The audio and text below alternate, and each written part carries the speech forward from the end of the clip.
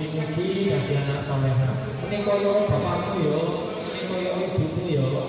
Jadi masih di Daud itu sudah diajari macam-macam, ya, diajari untuk jadi anak baik, diajari untuk jadi orang baik, ya. Makanya itu, ya, sholatnya tolong diperhatikan, ya.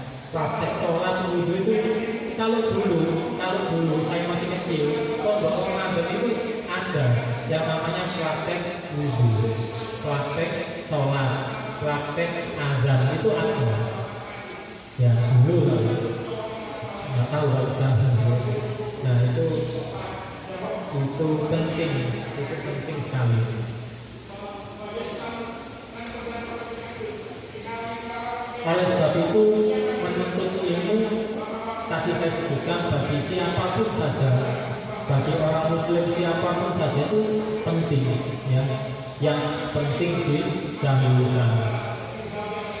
Kemudian yang berikutnya Ruqya An-Nasabli rahimahullahu qadama ka'miyati ustadzin wa qala wa ba'da alfin hadithin tumma ta'tu minha hadithan wahidan wa amiltu bihi wa qallaitu ma siwahu li'anni ta'ammaltuhu fa'adatu khalasi wa najati bihi wa kana lil awwalin wal akhirin kulluhu munjalikan fihi waktafaitu bihi.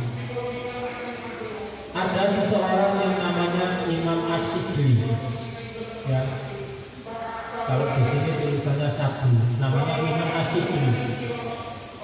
Beliau belajar kepada 400 guru. Jadi Imam As-Sidri ini gurunya jumlahnya 400, ya, jumlah gurunya 400. Itu beliau yang diamalkan hanya beberapa hadis yang diriwayatkan oleh Nabi, hanya beberapa. Kenapa kok begitu? Ternyata setelah dilihat-lihat, setelah ditelaah, setelah dipelajari, hanya ada beberapa hadis itu yang penting menurut beliau. Bisa jadi seperti yang saya jelaskan tadi, hadis mengenai bagaimana wujudnya makhluk halus itu kan ada, bagaimana tingkatan langit itu kan ada, bagaimana wujudnya malaikat itu kan ada. Tetapi itu menurut Imam As-Sidri tidak penting. Yang penting adalah bagaimana caranya saya bisa beribadah dengan baik, bagaimana cara kita bisa taqarrub ila Allah dengan baik, bagaimana caranya bisa kita bermuamalah yang baik terhadap sesama, bagaimana caranya kita bisa belajar sosial yang sebaik-baiknya. Jadi hanya diatur saja. Padahal jumlah gurunya 400. Sampai jumlah gurunya berapa? Nggak sampai 100, ya. Selama sekolah mulai UTK sampai MTS sampai SMP kan nggak sampai 100 jumlah guru yang pernah mengajar. Jadi itu salah satu yang penting untuk kita pelajari.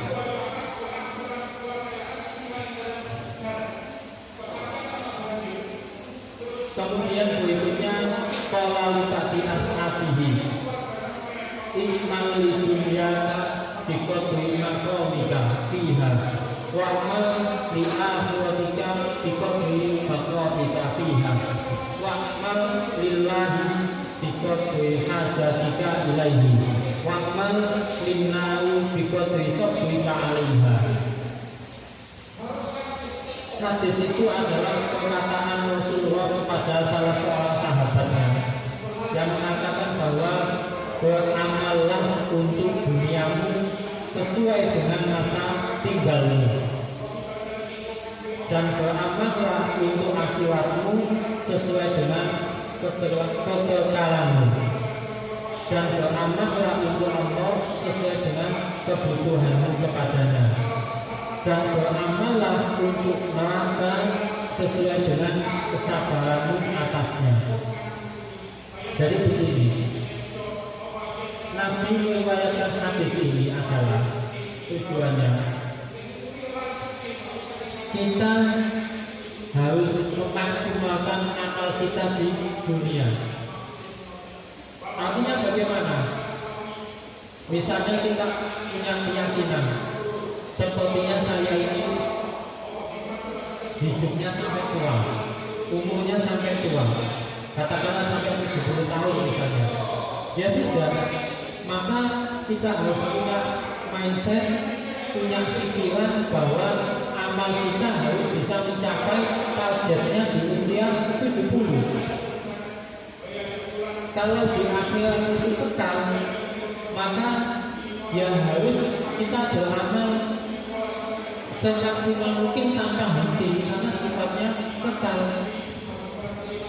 Kalau kita punya hak terhadap Allah, maka usaha kita harus sesuai dengan keinginan kita. Contoh misalnya,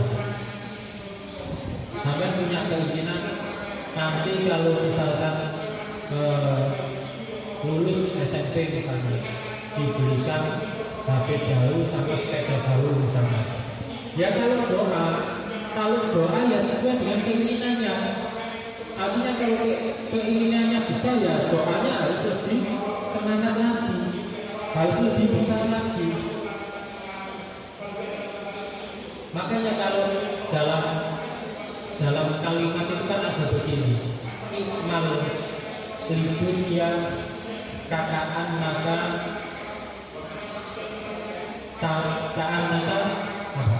ikmal lidunya kakaan maka ta'isu abadan, ikmal lil akhirah kakaan maka ta'udu hodan.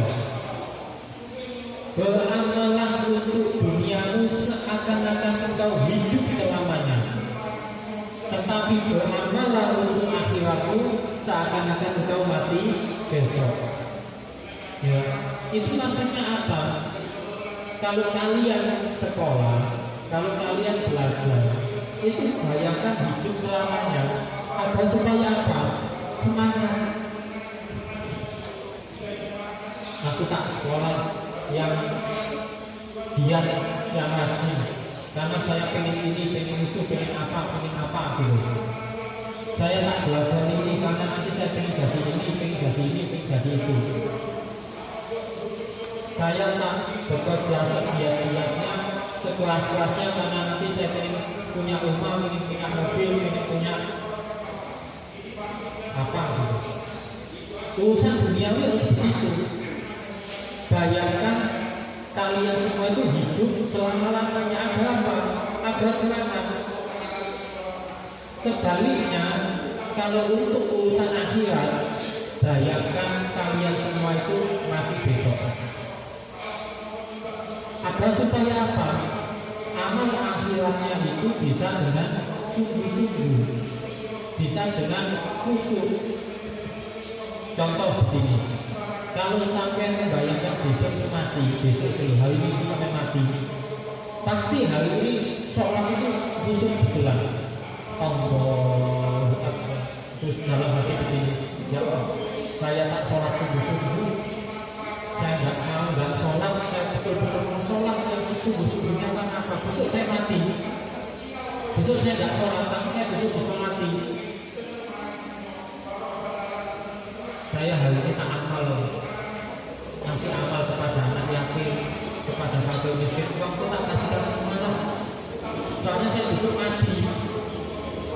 Saya hari ini tak baik sama orang tua, saya tak ngomong sama orang tua yang baik-baik, nggak bentak-bentak.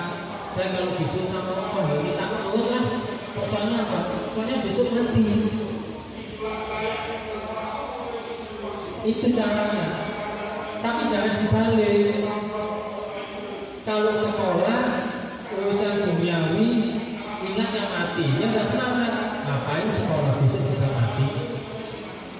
Jadinya begitu.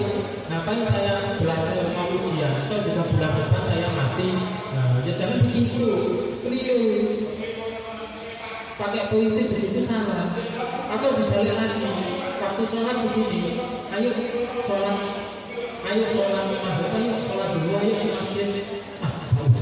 Bolos ayo, nanti sih ngomong ini ya sholat dulu ya sholat. Besok juga masih ada lagi kok sholat. Bulan depan juga sholat masih ada lagi. Tahun depan sholat masih ada lagi. Tenang aja, nanti baik sholat masih ada, nggak usah buru-buru. Sekali-sekali nggak usah sholat lah. Jangan punya prinsip begitu. Kalau kita punya prinsip dunia pakai ilmu akhirat, akhirat pakai ilmu dunia, maka salah. Ya jadinya kayak itu tadi. Ya.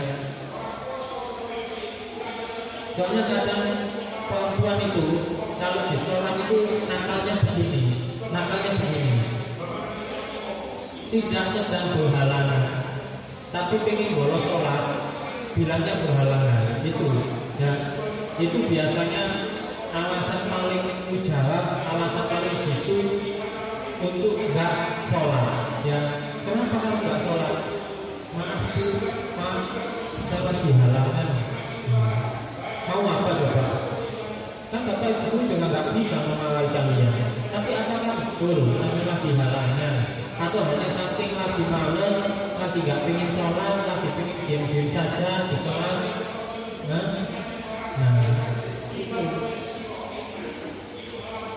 jadi apa ya?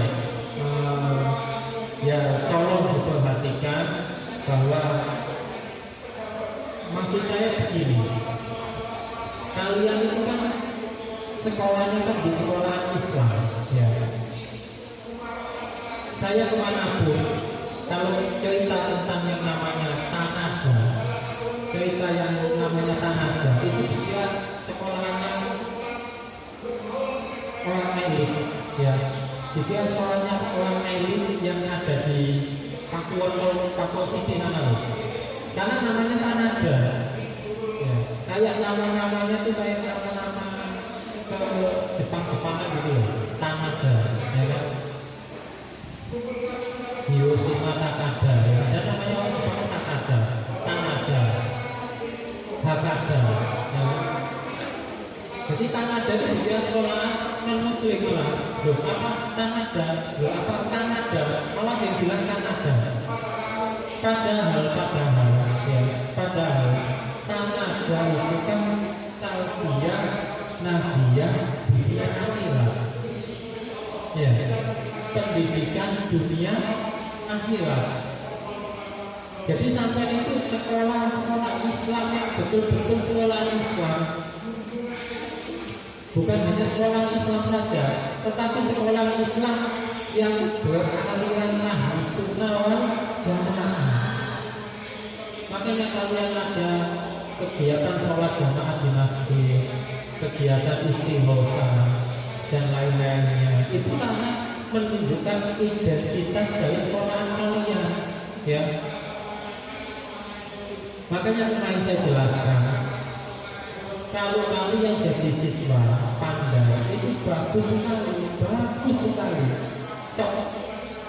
Tapi kalau cuma jadi orang pandai, orang berprestasi tanpa dibarengi dengan akhlakul karimah, tanpa dibarengi dengan attitude yang baik, tanpa dibarengi dengan budi pekerti yang baik, maka semua itu sia-sia, tidak ada gunanya. Ya. Kalau bapak ibu dulu disuruh milih ini misalnya, milih punya siswa yang berperilaku baik, beretitude baik, atau punya siswa yang multi talenta, berprestasi, pintar, pandai, tapi nggak punya attitude, pasti nggak akan milih itu. Ya, pasti nggak akan milih itu. Bapak ibu pasti nggak akan punya siswa yang pandai tapi tidak beretitude. Lebih milih punya siswa yang biasa-biasa saja tapi attitude-nya bagus. Ya, karena apa? Nanti kalau kalian semua itu sudah lulus dari SMP, sudah lulus dari SMA atau SMK, itu yang dilihat adalah perilakunya. Bukan sampai ditanya dari lulusan mana, bukan. Nilainya di sekolah berapa, bukan. Itu akan ditanya kalau kalian mau masuk ke perguruan tinggi. Itu akan ditanya kalau kalian mau melamar pekerjaan. Tapi kalau nggak melamar pekerjaan, nggak mau masuk kampus, yang ditanya adalah akhlakul karimahnya. Yang ditanya adalah etiknya. Sekolah di mana kok etiknya jelek kayak gitu? Sekolah di mana kok perilakunya bagus seperti itu? Jadi yang dinilai adalah perilakunya. Orang tua kalian, ya, orang tua kalian itu, ya, mensekolahkan kalian itu saya yakin salah satu tujuannya adalah supaya kalian tidak terlalu nakal. Itu pasti. Ya, itu pasti salah satu tujuannya itu. Karena menganggap orang tuanya sendiri itu loh nggak sanggup mendidik anaknya, kemudian disekolahkan, itu banyak. Orang tua yang nggak sanggup mendidik anaknya kemudian dipondokkan, itu loh banyak.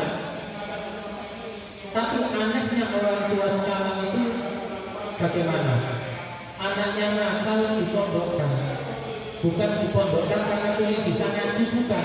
Tapi karena anaknya nakal, orang tua ini nggak sanggup didik, akhirnya terus tak pondok noy, anak kok nakal. Ya, jadi pondok itu karena anaknya nakal. Lah di pondok anaknya nakal, ustaznya dikomplain sama orang tuanya, lah kan aneh. Masuknya lu sudah nakal. Jadi pada saat nakal di pondok itu ustaznya yang dikomplain sama orang tuanya, lu sampai sendiri memasukkan anaknya di pondok itu sudah nakal.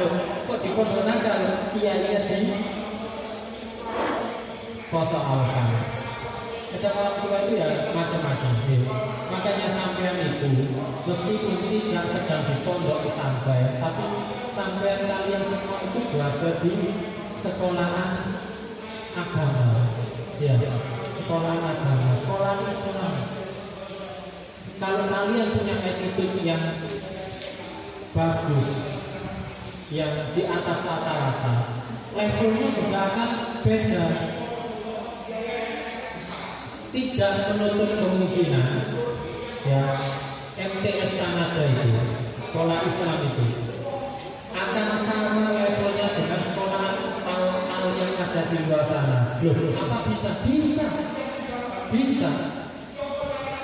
Kami lihat anak-anak yang al-falah, al-hikmah, al-hikmah, pokoknya sekolah yang ada al-alnya itu. Makanya saya kok punya rencana gini, masa Kanada itu harus ditambahi sekolah kan al Kanada gitu ya. Biar kayak al-muslim, al-hikmah. Tapi saya masih malu untuk mengubah nama sekolah ini menjadi al Kanada. Karena apa? Siswa-siswinya belum bisa al itu lagi loh. Sama lihat al-hikmah itu. Ya. Kalau salaman sama orang berdua itu kalau misalnya pakai topi itu dilepas dulu topinya, baru salaman. Terus saya lihat itu kan attitude yang kelihatannya ringan tapi itu bobotnya tinggi. Loh, mau salaman itu topinya dilepas dulu, itu kan berarti sangat menghormati. Sampai kan enggak. Kalau sampai dia salaman gitu aja, itu yang hitung-hitungan salaman. Kadang cuma dilewati gitu aja. Nah kalau sampai ingin disetarakan dengan sekolah yang al-al itu, ya al-al itu, ya sampai harus punya attitude yang sama hanya dengan anak yang al-al itu tadi. Ya. Jadi nanti suatu saat kalau menjadi al-Kanada, tapi SPP ini sampai enggak kabel. Ya. Kalau sampai pakai al-Muslim SPP-nya itu enggak setahun sampai ya. Tapi nggak usah berkecil hati. Ya, sekolah-sekolah itu sebenarnya sama saja, tinggal kita. Kalau kita mau sungguh-sungguh, outputnya nggak akan kalah dengan yang mahal itu. Loh, sama kita yang sekolah di awal itu tapi jadi orang sukses belum tentu, ya belum tentu. Ya, terus apa kalian kira yang outputnya dari lulusan Kanada itu kemudian jelek-jelek?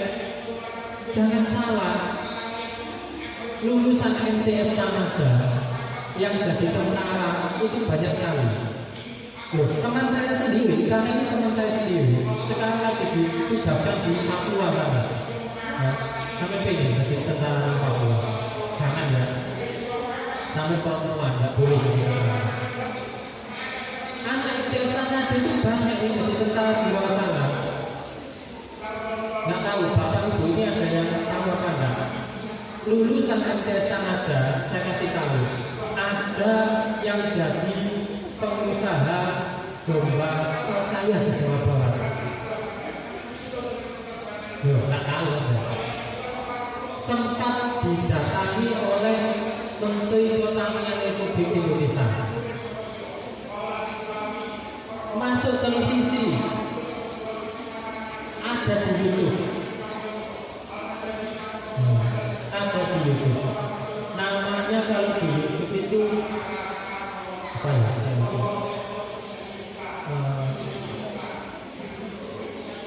Bambang, BAFKM apa itu? Bambang, tapi dia yang fokusnya di ini, pertanian domba kambing. Dulu dia itu anaknya itu kayak wajahnya itu kayak awal-awalan, rambutnya keriting, laki-laki.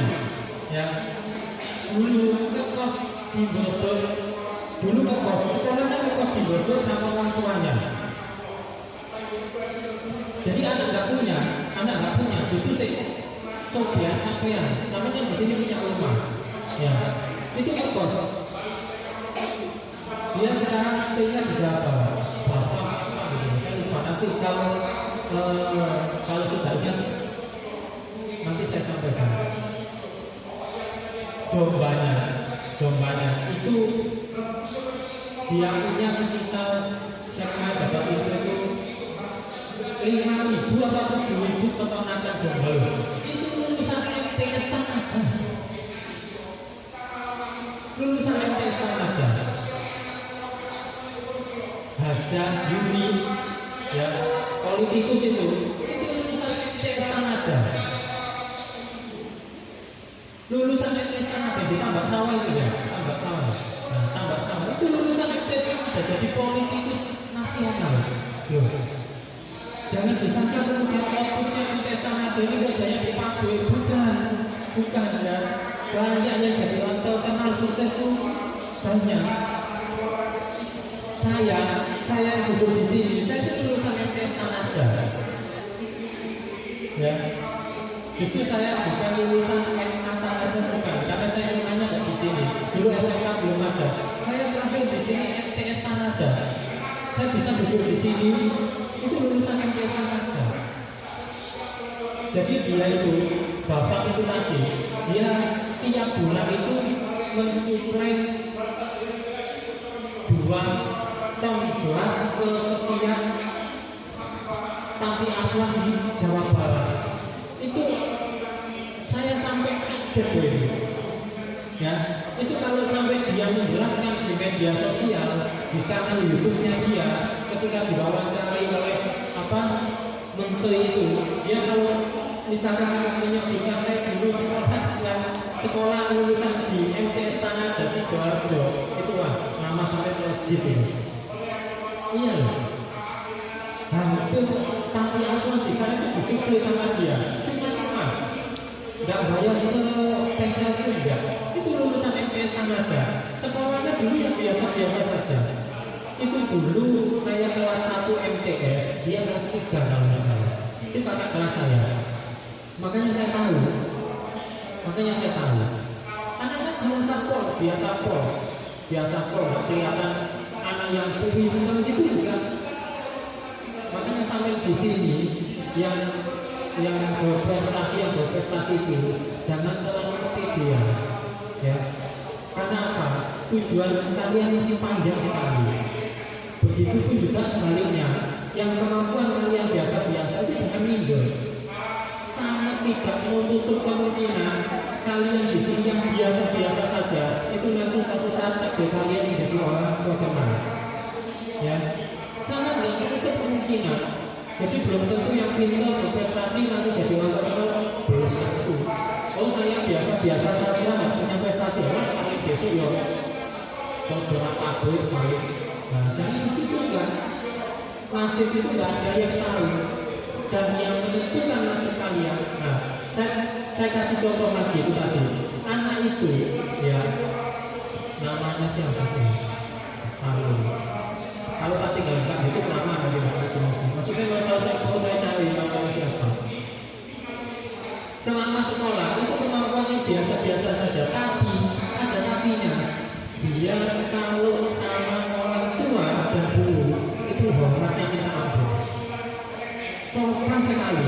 Anaknya itu sopan sekali, anaknya pendiam dan sopan sekali. Cuma itu kok. Lalu dia punya usaha yang besar itu orang yang layak sekali di Jawa Barat itu. Ya, mungkin beritanya belum sampai ke Kanada karena dia pindahnya terlalu jauh. Ya, makanya kalau kalian ingin jadi orang-orang sukses yang seperti itu, kalian harus sungguh-sungguh itu tadi. Ya, sungguh-sungguh selain ini sekolah Islam. Ya. Nah, ini mumpung saya ingat ya, saya informasikan ya. Besok setelah tahun ajaran baru Juli 2025 ini, kalian hari Sabtu masuk sekolah.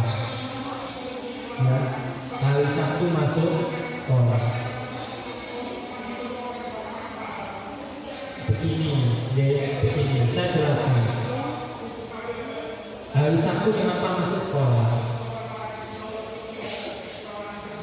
Itu karena banyaknya keluhan di masyarakat, banyaknya masukan dari bapak ibu kalian sendiri, itu banyak keluhan. Satu keluhannya, bapak ibu kalian, orang tua kalian itu meresahkan kalau Sabtu itu libur. Karena apa? Semakin tidak terkontrol, main kemana-mana, nggak pulang, ada ini sama temannya kesana kemari, nggak pulang-pulang. Orang tua kalian itu lebih nyaman, lebih tenang kalau kalian itu di sekolah. Meskipun kalian di sekolah itu ya pencilangan kayak gitu, tapi minimal orang tua kalian itu tahu kalau kalian itu lagi di sekolah, bukan di royal, bukan di TP, bukan di tempat mana, bukan. Tapi orang tua kalian tahu kalau kalian itu lagi di sekolah. Ya. Nah, kalau kalian Sabtu itu libur yang sekarang ini, ya. Kemudian tempat-tempat pengajian kayak begini loh, TPI, TPA, madrasah dunia itu menjadi sepi. Kenapa kok bisa sepi? Karena kalian sekolahnya sampai Jumat. Jadi kurikulumnya dipadatkan sehingga fosil sekolahnya diperbanyak. Kenapa kok kalian nggak TPI, nggak TPA, nggak ikut madi madrasah dunia? Capek Pak Ustaz, capek bisa dan sekolahnya sama semua dan sebagainya. Sehingga nggak tahu. Saya tanya bapak ibu itu yang kemudian di rumah jadi guru TPK, TPK, TPI, TPA, adil ini pasti lah sepi. Karena itu sepi. Nah, salah satu bentuknya yang membuat sepi itu ya tanah dari ini. Lalu saya kemudian nanya sekolah Islam, sekolah bagus kok malah membuat adil, TPA dan TPI kok menjadi sepi, kan aneh. Sekarang saya balik, kenapa kalian tempat sulit jual? Ya kan? Tapi kenapa kok libur? Enak soalnya ya, liburnya 2 hari, 1 minggu, bisa ke Villa, bisa ke Malang, bisa ke Batu 2 hari libur sama kawannya, sama keluarganya. Ya, Sabtu itu liburnya orang Nasrani. Ya, harusnya kalian malah liburnya itu Jumat. Tapi kalau sampai sekolah itu libur Jumat, nggak ada yang mau sekolah di Kanada. Sudah bagus sampai libur hari Minggu itu. Ya, makanya Sabtu masuk sekolah. Ya, kasihan kalian MI Kanada itu kasihan. Sabtu sekolah sendirian. Biar adil, kalian Sabtu bukan hanya MTS, SMK juga Sabtu masuk. Ya, SMK Sabtu juga masuk. Kemudian kalau masukan dari bapak ibu gurunya itu begini, begini loh Pak, kalau satu masuk itu tiap kali buka kelas itu siswanya sudah sampai itu kantor kabel, gurunya juga sama ya. Guru kalian ini banyak yang nggak muda sehingga tenaganya terbatas ya. Makanya yayasan membuat kebijakan tahun depan itu satu masuk, satu tidak diliburkan. Makanya di SMK seperti ini. Kenapa satu libur? Sisanya suka kalau satu libur, kan keliru. Masa jam masuk sekolah itu ikuti sampean? Masa pelakuan sekolah itu ikuti kalian? Tidak mungkin. Nah, kayak tadi saya jelaskan kalau Sabtu itu masuk, semuanya masuk ada. Wah, ya, keses-keses gitu loh. Karena nggak suka, ya nggak bisa. Masa pelakuan itu ikuti kemauan kalian? Ya nggak bisa. Ya, jadi Sabtu tahun ajaran depan itu masuk. Jadi sekarang kalau masih libur hari Sabtu dinikmati sebisanya, dinikmati dengan sebaik-baiknya. Tinggal berapa bulan? Maret, April, Mei, Juni. Ya, tinggal 3 bulan lagi kalian hari Sabtu libur. Ya. Nanti tahun depan nggak bisa, jadi tahun depan masuk. Saya lanjutkan. Kolam Nasimi al-Asom Al-Fari dari Ulla Anni Nazartu Ilal Qalbi Kawaitu Falikul Liminhum Mahbuban Wa Mahbuban Yuhibuhu Wa Yansukuhu Wa Ba'du Dhalika Mahbub Yusahibuhu Ila Nawadil Mawti Wa Ba'duhu Ila Safiril Qabri Tumma Yajibu Kulluhu Wa Tabuhu Faridan Wa Afidan Wa Layakulu Ma'adufi Qabrihi Minhum Ahadun Fatafakatu Wakultu Afdalul Mahbubil Mali Mayakulu Fi Qabrihi Wa Yu'anisuhu Fihi Sama Wasiku Hiwal Amal Shalihat Fa'afatuha Mahbuban Li Takunu Fa'afatuha Mahbuban Li Litakunu Sawajan Li Fi Qabri Wa Tu'arisani Fihi Walatatu Fihi Walatatu Upani Faridan. Kemudian Hakim Al-Asom menjawab, faedah yang pertama, aku melihat kepada manusia, maka aku melihat setiap orang dari mereka mempunyai kekasih yang dicintainya. Sebagian dari kekasih itu ada yang menemaninya hingga saat menderita penyakit yang menyebabkan kematian. Sebagian lainnya ada yang menemaninya hingga sampai ke tepi kuburan. Kemudian semuanya kembali dan meninggalkannya sendirian. Tidak ada yang ikut masuk bersamanya di dalam liang lahat. Maka aku berpikir dan berkata, kekasih manusia yang terbaik ialah yang ikut bersamanya di dalam kuburnya dan menghiburnya. Ternyata aku tidak menemukannya kecuali amal-amal kebaikan. Jadi Hakim Al-Asom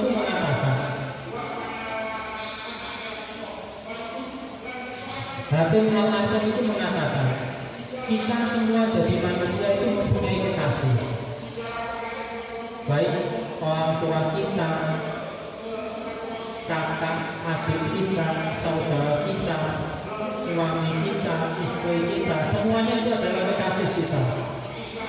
Tetapi Hakim Al-Asom menemukan bahwa seberapa banyak kita mempunyai kekasih, seberapa besar rasa cinta kasih dari orang yang kita cintai, pada akhirnya akan meninggalkan kita. Maksudnya bagaimana? Kalian punya orang tua, kalian mencintai orang tua, tetapi ketika orang tua kalian meninggal, sampai di mana kecintaan kalian terhadap orang tua? Maksimal hanya pada sampai pemakaman. Apa kalian mau menemaninya sampai masuk pada liang lahat, sampai dia kubur? Kalau kalian mengatakan mencintai ya, ibu kalian ketika ditinggal bapak kalian meninggal, yang katanya orang yang paling mencintainya di dunia ini, ketika meninggal juga tidak mau menemani sampai liang lahat. Ibu kalian, orang yang paling mencintai bapak kalian, sebaliknya ketika meninggal hanya maksimal mentok, hanya menemani sampai di pemakaman, setelah itu juga pulang. Padahal katanya mencintainya, tapi pada akhirnya ditinggalkan sampai di pemakaman. Orang yang paling mencintai kita.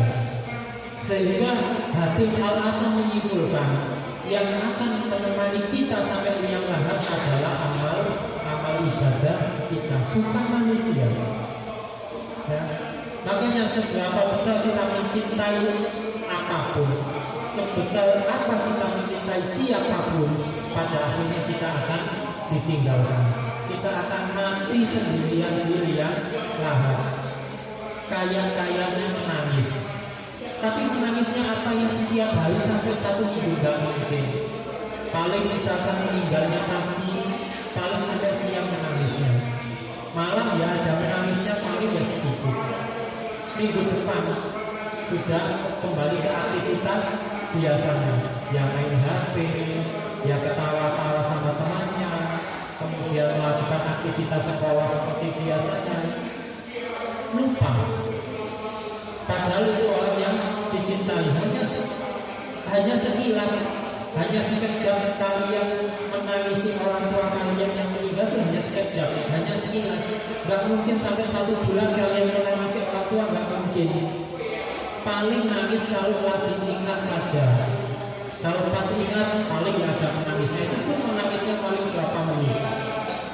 Yang kekal menemani kita, yang abadi menemani kita itu adalah amal-amal kebaikan kita, bukan orang yang mencintai kita.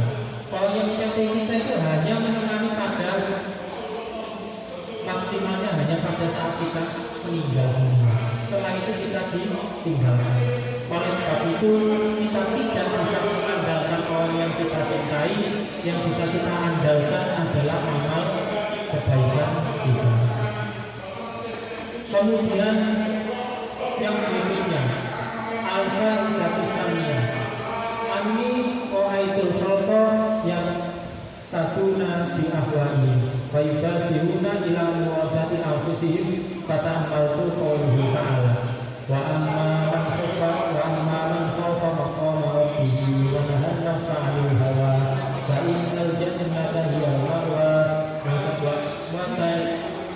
wa tayaqqantu annal qur'ana haqqun sadiqun fadaltu ila sirafi nafsi fatasammatu bi mujahadatiha wa man biha an hawaha hatta yuqadu bi ta'atillahi subhanahu wa ta'ala maqadat. Faedah yang kedua adalah aku melihat banyak manusia mengikuti hawa nafsu mereka dan bersegera dalam memenuhi keinginan nafsu mereka, maka aku merenungkan firman Allah yang artinya dan ada orang yang takut kepada kebesaran Tuhannya dan menahan diri dari keinginan hawa nafsunya, maka sungguh-sungguh surga tempat tinggalnya. Maka faedah yang kedua yang dikatakan oleh Hatim Al-Hasan adalah orang-orang yang terbaik adalah orang-orang yang bisa menahan hawa nafsunya, menahan hawa nafsu daripada marah misalnya, menahan hawa nafsu daripada berkata jelek. Saya itu kadang heran itu kadang begini. Kalian semua kalau sama orang tua kandung maksudnya, bapak dan ibu, itu kalau ngomong, kalau bicara, itu sangat minim sekali pakai tata krama, sangat minim sekali pakai adab, sangat minim sekali pakai attitude. Tapi kalau ngomong sama bapak ibu di sekolah, itu attitude-nya lebih tinggi, attitude-nya lebih besar, attitude-nya lebih tinggi. Itu ya kan? Ayo coba faktanya bagaimana? Nah, ini loh. tolong diambilkan. Apa sih? Aku harus repot. Berarti sampai membentak begitu di sekolah. Di sekolah misalnya siapa namanya? Tolong sini saya diambilkan spidol di kantor karena spidolnya habis. Ya Bu, baik ambilkan.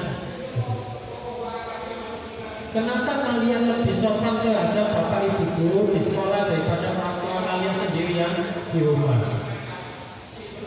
Hah? Kenapa?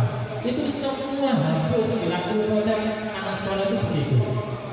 Kalau diperintah oleh orang tuanya, kalau diajak bicara sama orang tuanya itu sangat-sangat minim, tata keramanya minim.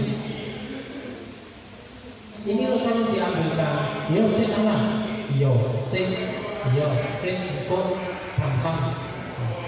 Kalau sama bapak ibu, ini tolong di angkat ke sini, oh ibu, oh lupa, ya. Kalian lebih takut sama bapak ibu guru di sekolah daripada orang tua kalian di rumah. Padahal orang tua kalian yang di rumah itu yang mendidik mulai kalian belum bisa bicara. Yang dari kalian bicara itu bukan bapak ibu, bukan orang tua kalian. Ya, ayo coba orang aku, saya, gitu. Ini ibu, ayo kasih ibu. Ini bapak, bapak, ibu. Orang tua kalian yang menggunakan ejaan kalian waktu bayi itu orang tua kalian. Tapi ketika sudah dewasa, orang tua kalian suaranya sudah mulai pelan, sudah mulai nggak jelas. Kalian membentak orang tua, bukan bisa jelas. Kalian lupa yang mengajari kalian dari kecil mulai nggak bisa jelas bicara itu orang tua kalian. Tapi nanti ketika orang tua kalian sudah sudah tua, sudah nggak jelas, kalian tuh bentak orang tua kenapa kok ngomongnya nggak jelas. Kalian waktu kecil susah jalan, dituntun pelan-pelan jatuh, diangkat lagi, ayo jalan belajar, jatuh lagi, diangkat lagi, ayo gitu, pelan-pelan. Ketika orang tua kalian sudah sepuh, sudah tua, jalan pakai tongkat jatuh, ibu merasa belum makan disandung. Saya bukan mengajari untuk kalian nggak hormat pada bapak ibu guru, bukan. Tetapi bapak ibu guru di sekolah itu juga wajib. Datang saya ulangi, wajib dihormati. Tetapi tidak kalah penting, kalian juga harus menghormati orang tua kalian yang ada di rumah. Orang tua kalian di rumah itu yang mensekolahkan kalian, yang ngasih kalian uang jajan. Bapak ibu kalian apa ngasih uang jajan kalian? Tidak. Ya, paling kalian kalau berprestasi paling dikasih uang 5.000, 10.000 itu aja paling. Kalau dimintai bantuan paling mentok itu. Apa bapak ibu guru kalian pernah ngasih kalian uang 100.000? Belum. Nah,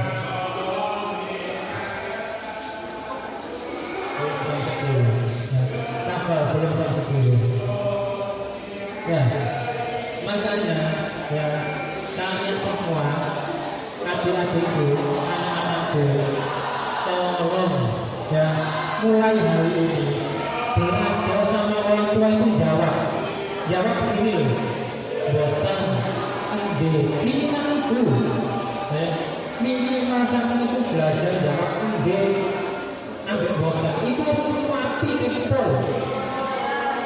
masih simpel, ya. Makanya rasa hormat kalian, rasa santun kalian terhadap bapak ibu guru itu jangan sampai salah dengan rasa hormat kalian, rasa santun kalian terhadap orang tua kandung kalian di rumah. Gitu loh, ya. makanya pulang dari sini bertata krama sama orang tua, belajar tata krama sama orang tua. Ya. Sampai kalau bisa jawab bapak ibu dengan kalimat yang sopan, iya bu, iya pak, kenapa kok nggak bisa menerima ibu, pak? Yang begitu harus punya semangat seperti itu, ya, harus punya semangat seperti itu. Ini kayaknya kita nggak bisa dihafalkan. Ya, ini masih tinggal 1, 2, 3, 4, 5, 6, 7, 8, 9 halaman. Nah, insya Allah yang kelas 7 dan 8 tahun depan masih bisa ngaji kitab ini. Ya, yang kelas 9 ya belajar sendiri di rumah. Ya, ikut pondok Ramadan, top di sini ya nggak apa-apa. Ya. Jadi kalau nggak ditutup sudah mulai kotak-kotak, ada yang mainan pulpen, ada yang sudah mulai resah, sudah mulai gelisah. Iya, itu psikologis orang tenaga pendidik itu begitu.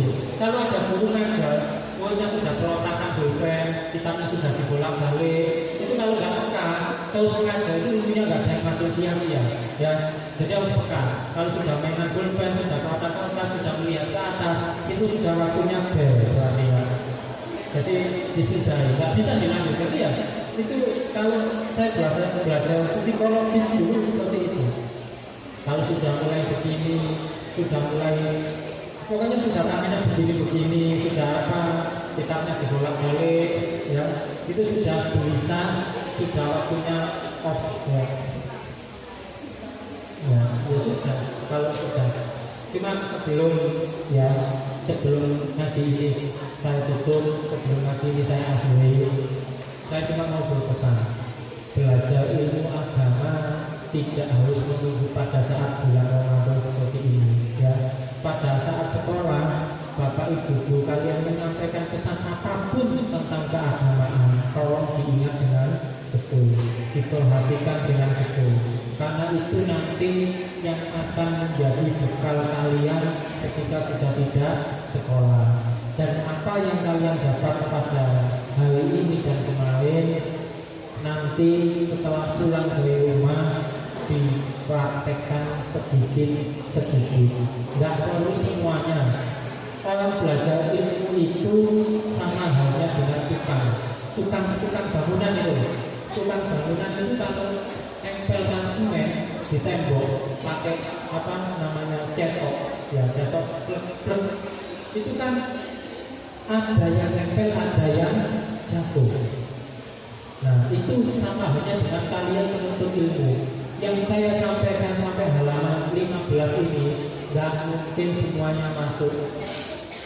Masalahnya, ironisnya, yang masuk sama yang jatuh. Kalau kalian banyak yang jatuh, yang masuk cuma sedikit. Tapi kalau tukang nanti semennya banyak yang nempel daripada yang jatuh. Tapi lumayan, nggak apa-apa. Sampai di sini untuk pondok Ramadan di sekolahan di luar sana yang nggak sekolah seperti kalian, belum tentu ada kegiatan pondok Ramadan. Makanya disitulah kalian di sini mendapatkan ilmu agama lebih, mendapatkan pendidikan lebih. Ya, jadi pulang nanti belajar harus punya semangat, harus punya prinsip. Aku bisa sambil di sekolah bapak ibuku dengan kalimat yang satu, iya pak, iya bu. Maka saya di rumah harus bisa sambil orang tua saya dengan kalimat yang satu juga. Jadi bu, jadi pak, kelak kaget. Sampai praktekkan nanti orang tua kalian di rumah kaget. Loh, tentang tanah itu kok saya dibosok ya aku. Tak tambahi satu minggu. Maksudnya begitu. Jadi supaya kalian mendapatkan uang lebih, nggak apa-apa itu. Ya, belajar sedikit, belajar pelan-pelan, bagaimana menjadi attitude yang baik. Jadi pondok Ramadan ini bukan menjadikan kalian pandai. Pondok Ramadan ini menjadikan kalian lebih berakhlak. Halo.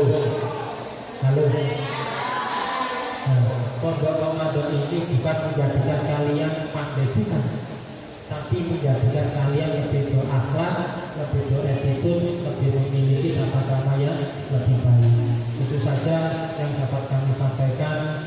Mungkin apa yang saya sampaikan kemarin ada kalimat yang kurang tepat, ada kalimat yang kurang bagus. Semua itu jangan dijadikan hati. Saya tidak maksud menyinggung Bapak, Ibu, guru sekalian, adik-adik sekalian. Semua itu kalau misalkan ada yang jelek itu cuma guyonan, cuma guyonan, biasa tidak ngantuk. Yang baik diambil, yang jelek dibuang. Itu prinsip saya dalam mengajar. Saya nggak ngajar sekolah di sana aja. Terus terang saya cuma sengaja cuma jadi pengurus saja. Tapi saya di luar sana itu ngajar ngaji sudah 12 tahun. Ya. Sudah 12 tahun, nggak terasa sudah 12 tahun. Jadi itu prinsip saya. Yang baik diambil, yang jelek dibuang. Kalau ada yang jelek dari saya, kalian buang, jangan dipakai. Tapi kalau ada yang baik dari saya sampai pegang, kami jadikan prinsip, jangan sampai dilepaskan. Ya, itu saja yang dapat kami sampaikan. Kalau ada salahnya ya nanti tolong dibenarkan sendiri. Sebelum kita tutup pengajian ini, mari kita bersama-sama berdoa.